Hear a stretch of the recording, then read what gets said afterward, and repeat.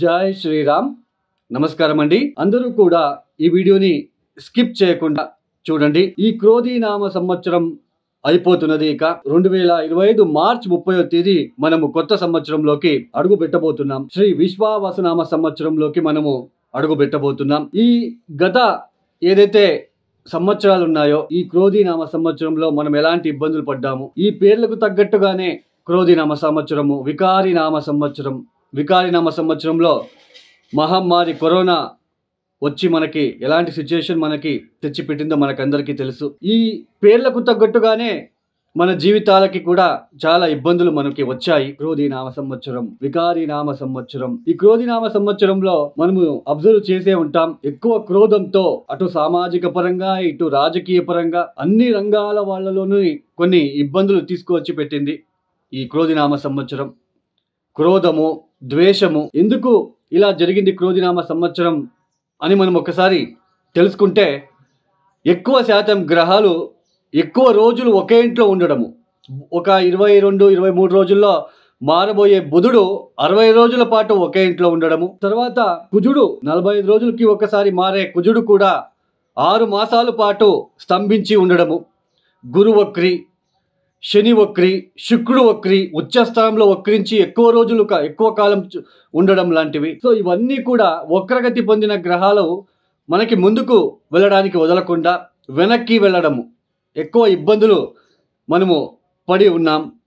అయితే శ్రీ విశ్వావసునామ సంవత్సరం మనకు పేరు ఆల్రెడీ మనకి చెప్పబోతున్నది. ప్రజల్లో ఒక విశ్వాసంతో, ఒక శాంతి సౌహార్దంతో అందరూ కలిసిమెలిసి వెళ్తారు ఈ సంవత్సరం అనే ఒక హోప్ అయితే నాకు ఉన్నది. అటు రాజకీయ పరంగా కావచ్చు, సామాజిక పరంగా కావచ్చు, తర్వాత ఏదైనా కానీ పెద్ద పెద్ద బిజినెస్ వేత్తలు కావచ్చు, బిజినెస్ విషయాల్లో, ఉద్యోగం విషయాలలో కావచ్చు, ఇలా ప్రతి ఒక్క విషయాలలో శ్రీ విశ్వావసునామ సంవత్సరం అందరికీ మంచి చేస్తుందని, మంచి చేయాలని మనం కోరుకుందాం. అయితే ఈ ఏదైతే శ్రీ విశ్వావసునామ సంవత్సరంలో 12 రాశుల వాళ్ళకి ఎలాంటి ఫలితాలు రాబోతున్నాయో తెలుసుకుందాం.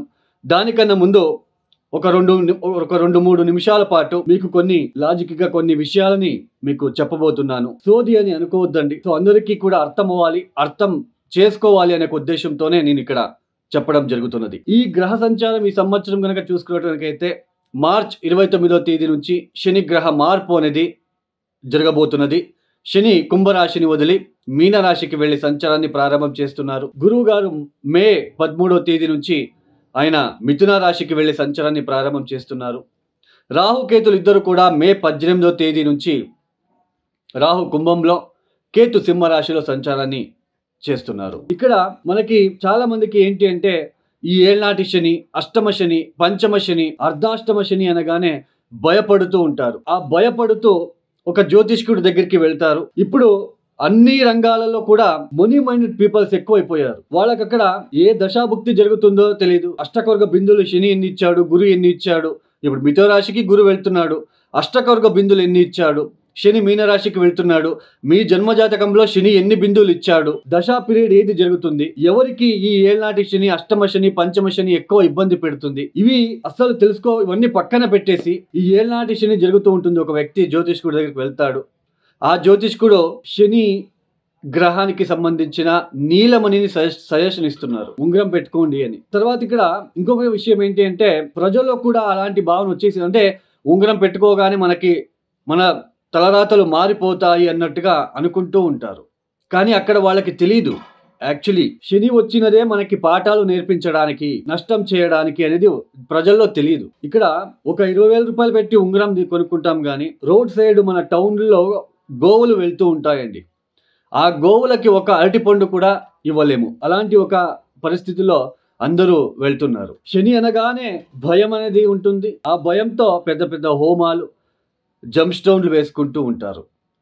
అవన్నీ పని చేయవు అనేది అందరూ కూడా గుర్తు పెట్టుకోవాలి. తొందరగా ఉద్యోగం రావాలి, ఉంగరం పెట్టుకోండి. ఉంగరానికి ఉద్యోగానికి సంబంధం ఏంటి అండి? మీ జన్మజాతకంలో దశమాధిపతి ఎక్కడున్నాడు, అమాత్యకారకుడు చాలా కీలకమైన పాత్ర అనేది వహిస్తుంది ఉద్యోగం విషయాలలో. తర్వాత ఈ భార్యాభర్తల మధ్య చాలా ఒడిదొడుకులు ఫేస్ చేస్తూ ఉంటారు. భార్యాభర్తలు ఇద్దరు కూడా చాలా ఇబ్బందులు పడుతూ ఉంటారు. పెళ్లి జీవితం చాలా ఇబ్బందులు పడుతూ చాలా కష్టాలతో వెళ్తూ ఉంటారు. ఇక్కడ ఒక చిన్న లాజిక్ ఉంటుంది. మీ జన్మజాతకంలో ధారాకారకుడు ఎవరు? మన కాలపురుష చక్రంలో ధారాకారకుడు ఎవరు అంటే శుక్రుడిని రిప్రజెంట్ చేస్తాం.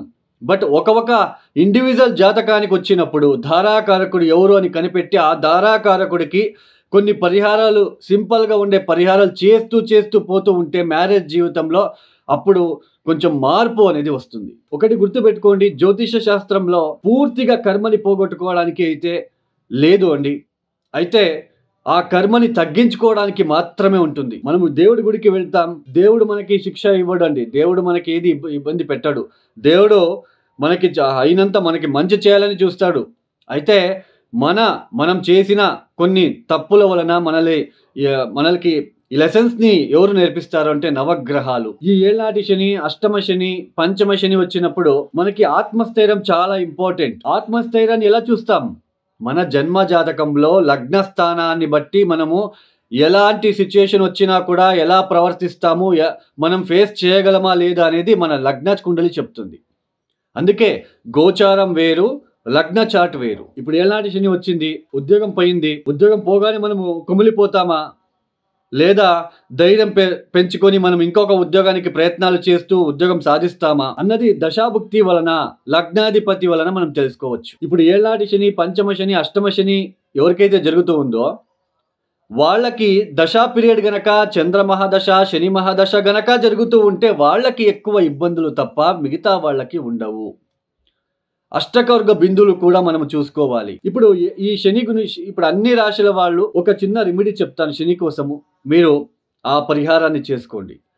16 శనివారాలు ఈ బెల్లం నీళ్లు కలిపిన, ఏదైతే నీళ్లలో బెల్లం కలిపి ఆ నీళ్లతో గోధుమ పిండి తడిపి చిన్న చిన్న ఉంటలు చేయాలి. 8 ఉంటలు లేదా 16 లేదా 17 ఉంటలు చేసుకొని ఆ ఉంటలు చేసేటప్పుడు శం శనైశ్చరాయ నమః, శం శనైశ్చరాయ నమః, శం శనైశ్చరాయ నమః అనే ఒక మంత్రాన్ని పఠిస్తూ ఆ ఉంటలు చేసి టెర్రస్ మీద కానీ కాంపౌండ్ మీద కానీ పెట్టండి 16 శనివారాలు. ఇది చేసి చూడండి, మీకు అర్థమవుతుంది. అవి పక్షులు తింటాయో, కాకులు తింటాయో, ఎలుకలు తింటాయో తెలియదండి. బట్ అది చేసి చూడండి. ప్లస్ ఇంకొక పరిహారం ఏంటి అంటే, తమిళనాడు దగ్గర పాండిచేరి మధ్యలో తిరువనెల్లూరు అని ఒక క్షేత్రం ఉంది, శని క్షేత్రం. అక్కడికి వెళ్ళి తగిన అభిషేకాలు, తైలాభిషేకం లాంటివి రావడానికి మాత్రమే ప్రయత్నం చేయండి. ఈ ఏళ్ళనాటి శని, పంచమ శని, అష్టమ శని వచ్చినప్పుడు శని మంత్రాలు కూడా చదువుకోరాదు అని నేను సజెషన్ ఇస్తానండి. ఎందుకంటే శని బలహీనపడి అక్కడ మనకి కర్మానుసారంగా మనకి ఇబ్బంది పెట్టడానికి వస్తూ ఉన్నాడు. మనము ఆయన నుంచి తప్పించుకోవాలి, తర్వాత ఆయన్ని ప్రసన్నం చేసుకోవాలి. అలాంటి పరిహారాలే మనం పాటించాలి. కాలభైరవేశ్వర గాయత్రి మంత్రం వస్తుంది, శివ పంచాక్షరి మంత్రం వస్తుంది. వృద్ధులకి సహాయ సహకారాలని అందించండి. తర్వాత గాడ్రేజ్, బీర్వా లాంటివి దానాలు ఇవ్వండి. ఏదైనా అనాథాశ్రమాలు, వృద్ధాశ్రమాలకి డొనేషన్ ఇవ్వండి. శని నుంచి తప్పించుకోవాలని ఒక తపనతో సామూహికంగా హోమాలు, పెద్ద హోమాలు, జెమ్ స్టోన్లు ఇవన్నీ పని చేయవు. బాగా గుర్తు పెట్టుకోండి. పరిహారాలు అనగానే ఇవి కాదండి, వందల కొద్ది సింపుల్ రెమెడీస్ ఉన్నాయి. చాలా సులభమైన పరిహారాలు ఉన్నాయి. అవి చేస్తే చాలు. ఫర్ ఎగ్జాంపుల్, ఒక 108 రోజులు సాయంత్రం పూట ప్రదోష కాలంలో ఒక నువ్వుల ఒత్తి వెలిగించి శివ పంచాక్షరి మంత్రం 1000 సార్లుకి తక్కువగా చదువుకోకుండా ఒక 1000 సార్లు పైన చదువుకొని రండి. ఒక 108 రోజులు వరసన చేయండి చాలు. ఎంత పాజిటివ్ ఎనర్జీ వస్తుందో చూడండి. సో గోచారం వేరు, మనకి జన్మ జాతకం వేరు. గోచారంలో శని బలము, ఇట్లా శని, ఏళ్ళనాటి శని, పంచమ శని, అష్టమ శని వచ్చినప్పుడు మనకి ఇబ్బంది పెట్టడానికి వచ్చినప్పుడు మనం ఎలా రియాక్ట్ అవుతాం, మనం ఎలా ఫేస్ చేస్తాము, మనము ఫేస్ చేయగలమా అని ఎక్కడ చూస్తాం, ఎలా చూస్తామంటే మీ జన్మ జాతకంలో లగ్న కుండలి బట్టి, దశా పీరియడ్ బట్టి చూస్తాం. సో ఇది అందరికీ అర్థం అవ్వాలనే ఒక ఉద్దేశంతో మీకు చెప్పడం జరిగింది. ఇక ఇండివిజువల్ రాశికి ఫలితాలు ఏదైతే చెప్పడం జరుగుతున్నదో, తర్వాత పరిహారాలు ఏదైతే నేను చెప్తున్నానో వాటిని మీరు పాటించుకుంటూ వెళ్ళండి. ఈ శనికి సంబంధించిన పరిహారాలు ఏదైతే బెల్లం నీళ్లు, గోధుమ పిండి మిక్స్ చేసి ఉంటలు చేసి 16 శనివారాలు టెర్రస్ మీద పెట్టమని చెప్పాను. తర్వాత తిరువనెల్లూరు క్షేత్రానికి ఒకసారి వెళ్ళి రండి. ఫిబ్రవరి, మార్చ్, ఏప్రిల్, మే, జూన్, జూలై ఈ టైంలో మీకు ఎప్పుడైతే అప్పుడు ఒకసారి వెళ్ళి ఆయన్ని చూసుకొని దర్శనం చేసుకొని రండి.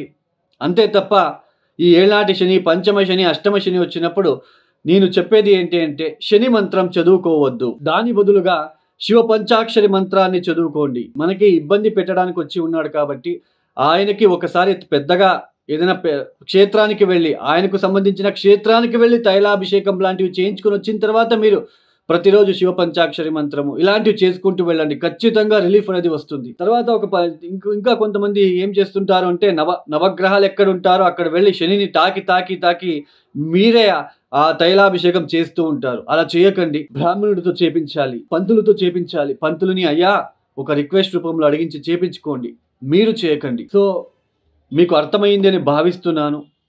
ఇక ద్వాదశ రాశి వాళ్ళకి ఒక్కొక్క రాశి గురించి నేను ఎక్స్ప్లెయిన్ చేసి రెమెడీస్ ఇస్తాను, అవి చేసుకుంటూ వెళ్ళండి. అలాగే ఎవరికైనా పర్సనల్ ఆస్ట్రాలజీ కన్సల్టేషన్ కావాలనుకున్న వాళ్ళు డిస్ప్లే అవుతున్న నంబర్కి మీరు నేరుగా కాల్ చేయండి. మీరు ప్రాబ్లమ్స్ ఏమీ చెప్పుకోరాదు నా దగ్గర.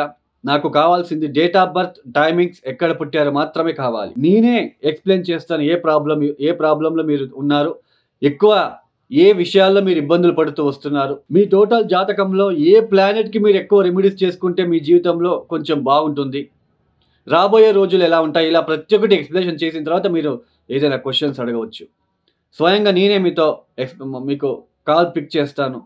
మీకు ఎవరికైనా పర్సనల్ ఆస్ట్రాలజీ కన్సల్టేషన్ కావాలనుకున్న వాళ్ళు కింద డిస్ప్లే అవుతున్న నెంబర్కి నేరుగా నాకు కాల్ చేయండి. ఇక ద్వాదశ రాశిల వాళ్ళకి ఎలాంటి ఫలితాలు ఉన్నాయో ఒక్కొక్క రాశి గురించి మనము చూసుకుంటూ వెళ్దాం.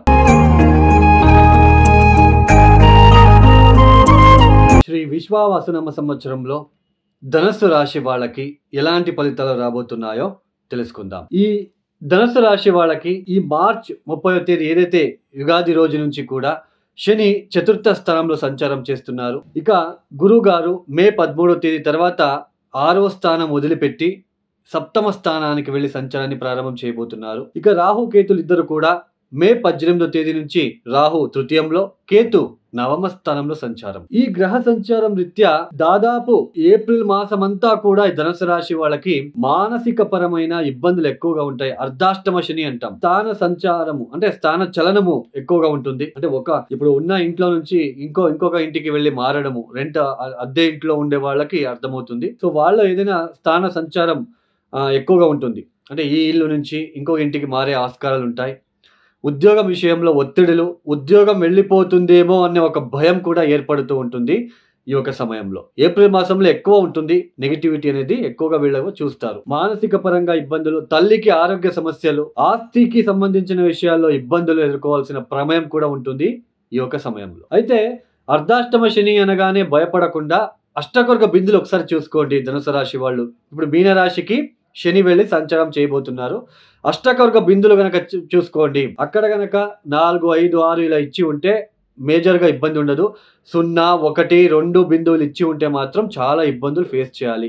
ఒకవేళ ఈ సమయంలో మీకు శని మహాదశ లేదా చంద్ర మహాదశ గనక జరుగుతూ ఉంటే ఆ ఒక ఇబ్బందులు తీవ్రంగా ఉంటాయి, ఇంకా ఎక్కువగా ఉంటాయని అర్థం. అయితే మే 13వ తేదీ తర్వాత మారబోతున్న గురువు సప్తమ స్థానంలో ఏదైతే మారబోతున్నారు కదా, సప్తమ స్థానంలో సంచారం ప్రారంభం చేస్తున్నారు కదా, ఆ ఒక సమయం నుంచి గురుబలం అనేది రాబోతున్నది ఈ ధనుసు రాశి వాళ్ళకి. అంటే ఒక పక్క శని నుంచి మనకు కొద్ది రోజులు ఇబ్బందులు ఫేస్ చేయాల్సిన ప్రమేయం ఏర్పడుతుంది. అయితే గురుబలం వస్తుంది కదా, గురుబలము రాహుబలం వస్తుంది కాబట్టి మీకు మంచి ఫలితాలు వస్తాయని అర్థం. తర్వాత ఇక్కడ ఇన్ని రోజులు కనుక హస్బెండ్ అండ్ వైఫ్ మధ్య సపరేషన్ లాగా జరిగి ఉంటే ఇక మీద వాళ్ళు కలుసుకునే ఆస్కారాలు ఉంటాయి, కలుసుకునే అవకాశాలు కూడా వస్తాయి. ఇక మే 13వ తేదీ తర్వాత వివాహం కాని వాళ్ళకి కూడా పెళ్లి సంబంధాలు వచ్చే సూచనలు, పెళ్లి జరిగే సూచనలు కూడా ఈ సమయంలో మీరు చూడవచ్చు. తర్వాత ఎన్నడూ లేనంత కాన్ఫిడెన్స్ పెరుగుతుంది మీకు.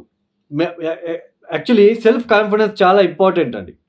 మనకి ఇట్లా అర్ధాష్టమ శని, పంచమ శని, ఏళ్ళనాటి శని వచ్చినప్పుడు మనలో ఎంత ఆత్మవిశ్వాసం ఉంటుందో అంత మనము ఫేస్ చేయగలుగుతాం. ఆత్మవిశ్వాసమే లేనప్పుడు చాలా ఇబ్బందులు పడాలి. మనమే డిగ్రేడ్ చేసుకుంటూ వెళ్తే బాగుండదు. సో ఆత్మవిశ్వాసం చాలా ఇంపార్టెంట్. అది ఎలా చూస్తాం? మన లగ్న కుండలిలో చూసుకుంటాం. మీ హారోస్కోప్లో, మీ ఓన్ హారోస్కోప్లో చూసుకోవాలి. మీరు అర్ధాష్టమ శని, పంచమ శని, అష్టమ శని వచ్చినప్పుడు కుమిలిపోతారా, ఇబ్బందులు ఎక్కువ ఫేస్ చేస్తారా, లేదా ఇబ్బందులు వచ్చినా వాటి నుంచి ఓవర్కమ్ అవుతారా, అధిగమించి వాటిలో సక్సెస్ సాధిస్తారా అనేది ఎలా చూసుకుంటామంటే లగ్న కుండలి. అందుకే జాతకం చాలా ఇంపార్టెంట్. సప్తమ స్థానంలో ఉంటున్న గురువు మీ రాశిని చూస్తున్నాడు, లగ్నాన్ని చూస్తున్నాడు కాబట్టి ఆత్మవిశ్వాసం పెరుగుతుంది మీలో. శని నుంచి ఒక పక్క ఇబ్బందులు వచ్చినా వాటిని ఓవర్కమ్ చేసుకొని ముందుకు వెళ్తారు. అక్టోబర్ వరకు చాలా బాగుంటుంది. అంటే మే 13వ తేదీ నుంచి అక్టోబర్ వరకు కూడా ధనుసు రాశి వాళ్ళకి గురు సంపూర్ణంగా చాలా బలిష్టంగా ఉంటాడు. అక్టోబర్, నవంబర్, డిసెంబర్ మళ్ళీ కూడా గురువు కర్కాటక రాశికి వచ్చేస్తాడు. అప్పుడు కొంచెం మళ్ళా ఇబ్బందులు పడాలి మీరు ఈ ఒక ధనుసు రాశి వాళ్ళు. అర్ధాష్టమ శని తర్వాత గురువు కూడా మారుతాడు. తర్వాత మళ్ళీ జనవరి నుంచి మళ్ళీ సప్తమానికి వస్తాడు. మళ్ళీ గురుబలం వస్తుంది. అప్పుడు కొద్దిగా మీకు మళ్ళీ పాజిటివ్ ఎనర్జీ వస్తుంది. తృతీయంలో రాహు ఈ కమ్యూనికేషన్ స్కిల్స్ పెరుగుతాయి. మార్కెటింగ్లో పనిచేసే వాళ్ళు, మీడియా రంగంలో పనిచేసే వాళ్ళు, సాఫ్ట్వేర్ రంగంలో పనిచేసే వాళ్ళకి చాలా ప్లస్గా ఉంటుంది ఈ సంవత్సరంలో. మొత్తానికి ధనుసు రాశి వాళ్ళకి ఉద్యోగం యుగాది ప్రారంభం రోజు నుంచి కూడా ఉద్యోగం పోతుంది అన్న భయం ఏర్పడుతూ ఉంటుంది. ఏదో తెలియని భయము, లేజినెస్, మానసిక సంఘర్షణ లాంటివి ఉంటాయి. అయితే పోతూ పోతూ పోతూ ఎప్పుడైతే మే 13వ తేదీ తర్వాత గురుబలం రాబోతుందో అప్పటి నుంచి వీళ్ళకి కాన్ఫిడెన్స్ లెవెల్ పెరుగుతుంది. శని నుంచి ఒకవేళ ఇబ్బందులు వచ్చినా ఓవర్కమ్ అవుతారు, సక్సెస్ సాధిస్తారు. ఆ ఫీలింగ్ రాదు. శని నుంచి ఇబ్బందులు వచ్చినా ఈ గురుబలం ఉంటుంది కాబట్టి అవి మీ పైన పెద్దగా రావు. వచ్చినా అక్కడికక్కడే మీరు సార్ట్ అవుట్ చేసుకొని వెళ్ళిపోతూ ఉంటారు. ఈ సమయంలో గృహ బదిలీలు ఉన్నాయి. కొంచెం జాబ్ బదిలీలు కొంచెం మే తర్వాత కావాలంటే చూసుకోండి. బట్ ఏప్రిల్లో మాత్రం అనవసరంగా జాబ్ వదలకండి. అర్థం చేసుకోండి. సో మీ జాబ్కి కొంచెం జాగ్రత్తగా మీరు చూసుకుంటూ వెళ్ళండి. ఈ సమయంలో జాబ్ పోతుందేమో అనే భయము, గృహంలో ఒత్తిడిలు, తల్లికి ఆరోగ్య భంగాలు, ఆరోగ్యంలో ఇబ్బందులు, వాళ్ళకి ఏదైనా ఇబ్బందులు వచ్చే సూచనలు. తర్వాత వెహికల్ రిలేటెడ్ కూడా మీరు ప్రాబ్లం ఫేస్ చేయాలి. వెహికల్ రిలేటెడ్ అంటే ఏంటి? మీరు కార్లో వెళ్తూ ఉంటారు. వెళ్తూనే బండి ట్రబుల్ ఇవ్వడము, లేదా మీ ఫ్రెండ్ వచ్చి మిమ్మల్ని బండి ఇవ్వరా అని అడుగుతాడు. మీరు ఇచ్చేస్తారు.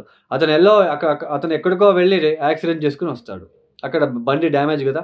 అంటే వాహనానికి సంబంధించిన విషయాల్లో మీరు ఇబ్బందులు పడాల్సిన ప్రమేయం ఈ సమయంలో ఏర్పడుతూ ఉంటుంది అని అర్థం. మొత్తానికి ధనుసు రాశి వాళ్ళు అర్ధాష్టమ శని అని మీరు ఫీల్ అవ్వకుండా అక్కడ అష్టకర్గ బిందువులు చూసుకోవాలి.